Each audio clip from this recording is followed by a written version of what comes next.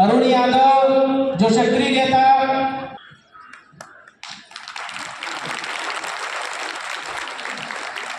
प्रदेश स्तर से आए हैं ज्योतिबा राय मैडम, बहुत बहुत धन्यवाद। संगठन के सक्रिय कार्यकर्ता राजू भटनागर भाई से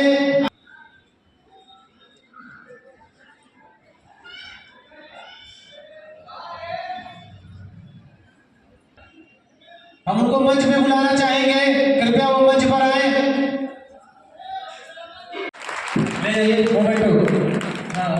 चलिए हम अपने स्वागत करिए। हम जो है इसी जनवरी महीने में अध्यक्ष चुने गए थे और अपने अध्यक्षीय कार्यकाल में अपने विभाग के मुखिया के साथ अभी वर्तमान में जो हमारे मुख्य शिक्षाधिकारी महोदय हैं और आपसे पहले जो मुख्य शिक्षाधिकारी महोदय थे उन लोगों के साथ समन्वय बनाते हुए, तालमेल बनाते हुए किसी भी कर्मचारी को सहयोग करने के लिए हमारा विभाग पूरा तत्पर रहता है। मैं वहाँ पर लेकर के आया हूँ। ये दिन हमारे लिए बहुत ही ऐतिहासिक है और इस दिन को बहुत हल्के में मत लीजिए। पहला अधिवेशन है, हम जानते थे कि इस अधिवेशन में क्योंकि पहला कार्यक्रम है, उत्तर प्रदेश में पहला कार्यक्रम है और एक रोड मॉडल है संत कबीर नगर। इस संत रोड मॉडल में कुछ थोड़ी बहुत कमियां होंगी। जब हम घर पे कोई कार्यक्रम करते हैं, छोटा कार्यक्रम करते हैं, शादी विवाह का आयोजन करते हैं तो उसमें भी कुछ ना कुछ कमियां रह जाती हैं। और कहावत है, लोग कहते हैं कि जो स्वास्थ्य विभाग है उसमें कई कैडर के लोग काम करते हैं, उसमें चिकित्सक हैं, उसमें स्टाफ नर्स हैं, उसमें फार्मासिस्ट हैं, उसमें जो है क्लर्कियल स्टाफ है, मैनेजरियल स्टाफ है, सब लोग पढ़े लिखे लोग हैं, पढ़े लिखों का संगठन है। सब लोगों को एक साथ एक मंच पर लाना कठिन है। तो मेरे जितने संत कबीर नगर के लोग हैं आज देखें, मैंने सबको एक मंच पर ला करके खड़ा कर दिया है। ये मेरी ताकत है, मैंने अपने ताकत को दिखाया, अपने समन्वय दिखाया, ये मेरी क्षमता है, ये मेरी लीडिंग करने की क्षमता है। उस क्षमता के आधार पे मैंने आज सबको एक साथ खड़ा करके दिखा दिया। क्या सीएचओ, क्या स्टाफ नर्स, क्या एएनएम, क्या शिक्षक, क्या बीपीएम, क्या बीसीपीएम, सबको मैंने एक साथ खड़ा कर दिया और ये एकता बनी रहनी चाहिए। ये एकता शुरू हुई थी अभी 15 दिन पहले जो कार्यक्रम हुआ, एक आदमी को अपने ही साथी को बचाने के लिए, तो हम लोग सब लोग पढ़े हुए हैं, एक उद्देश्य के लिए संगठन बना और वो संगठन बिखर गया। मैं नहीं चाहता हूं कि ये संगठन बिखरे, ये संगठन बना रहे, ये संगठन अनवरत काम करता रहे। हो सकता हो कि जब एक साल बाद चुनाव हो तो मैं इसका जिलाध्यक्ष न रहूं, लेकिन इस कार्यकारिणी में मेरे साथ जितने लोग हैं उन लोगों ने एक इतिहास बना दिया। उसके बाद जो भी जिलाध्यक्ष होगा, जो भी नई कार्यकारिणी होगी, उनको मुख्य शिक्षाधिकारी महोदय के साथ समन्वय बनाना पड़ेगा, उनको डीपीएम के साथ समन्वय बना करके आगे दिशा देना पड़ेगा, उनको अपने जनपद को ले जाना पड़ेगा, उनको प्रदेश को आगे ले जाना पड़ेगा। हम लोगों की लड़ाइयाँ बहुत कठिन है और ये जो दिन है वो दिन ऐतिहासिक है। इसलिए मैं कह रहा हूँ कि जो ये 400, 500, 600 संख्या मैटर नहीं करता है। लोग आए, अभी परसों जो है, कल ही हम लोग अपने सीएमओ साहब के पास गए। आज शनिवार है, आरआई का दिन था, हमारे महामंत्री ने अनुरोध किया, सीएमओ साहब ने अनुमति दी और आज के दिन का जो वैक्सीनेशन था वो सोमवार को किया गया।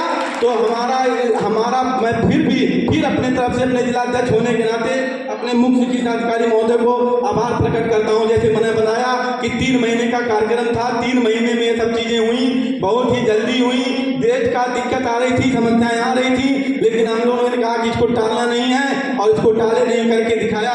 और इसमें इस देश को पाने के लिए बहुत ज्यादा जलालत झेलनी पड़ी, बहुत सारी बेइज्जती झेलनी पड़ी, बहुत सारी दुश्वारियां झेलनी पड़ी, बहुत सारी समस्याएं हमारे सामने आई, लेकिन शायद उनको पता नहीं था कि जिलाध्यक्ष राजेश कुमार पांडे है, बहुत सारी समस्याओं को झेल करके आगे बढ़ा है, बहुत सारी जो है ठंडी को झेल करके आगे बढ़ा है, बहुत सारी तपती गर्मी झेल करके आगे बढ़ा है और मैंने वो करके दिखाया, मैंने वो दिन ला दिया।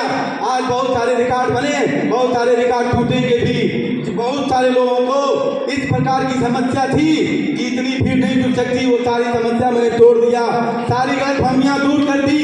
आज देखिए, सब लोग देखें, सब लोग देख रहे हैं, हमारे जो मीडिया के साथी हैं, चाहे वो यूट्यूबर हो, चाहे प्रिंट मीडिया हो, चाहे इलेक्ट्रॉनिक मीडिया के लोग हों, जब ये खबरें चलेंगी 4-5 बजे के बाद तो पूरे उत्तर प्रदेश में नहीं, ये पूरे देश में चलेंगी। और कोई ऐसा भी फेसबुक वाला, एक्स वाला नहीं है जिसके पास 3000 4000 व्यूअर मतलब लोग ना हो, तो कम से कम लाखों लोगों में हमारी कही हुई बात आज जाएगी। और इसी के साथ जो हमने 3-4 महीनों में जो काम किया, उसको मैं ऐसे 4 पंक्तियों में बयान कर रहा हूँ अपनी समस्याओं को।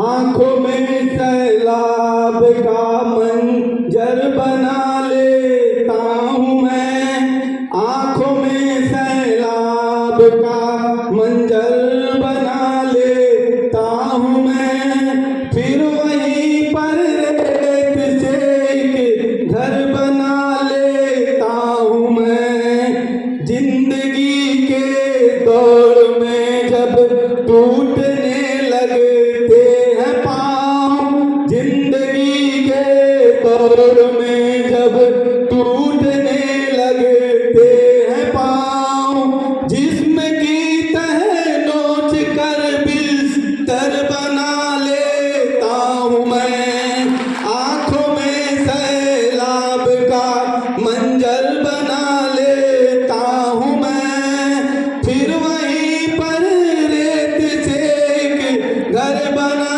लेता हूँ मैं। धन्यवाद। आप लोगों ने मुझे इनवाइट किया इसके लिए धन्यवाद। और आपका जो संगठन है इसकी जैसे यहाँ पे मुझे पता चला कि ये पहला अधिवेशन हो रहा है, तो इसको आगे बनाए रखने के लिए सबसे बड़ी जो समस्या होती है किसी संगठन की, वो मैं बताना चाह रहा हूँ कि संगठन को लंबे समय तक चलाने के लिए उसमें डिजिटल नहीं होना चाहिए। अगर संगठन में आपस में डिजिटल हो गया और एक आदमी अपनी ज़्यादा कर रहा है, दूसरा आदमी दूसरी तरफ खींच रहा है, तो संगठन किसी उद्देश्य को नहीं पा पाता है और 1-2 साल में खत्म हो जाती है।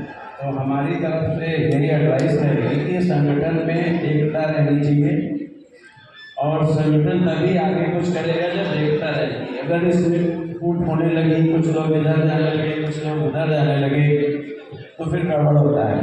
एक तो ये सलाह है हमारी। दूसरी सलाह है कि जब संगठन आपका चल रहा हो, जब आपके साथ भीड़ हो, तो उसकी दिशा जो है तय करना सबसे बड़ा काम होता है। कई बार ऐसा होता है कि संगठन में कुछ लोग शरारती तत्व भी रहते हैं और जिस मूवमेंट के उद्देश्य से लेके चलते हैं उसको इधर उधर डायरेक्ट कर देते हैं।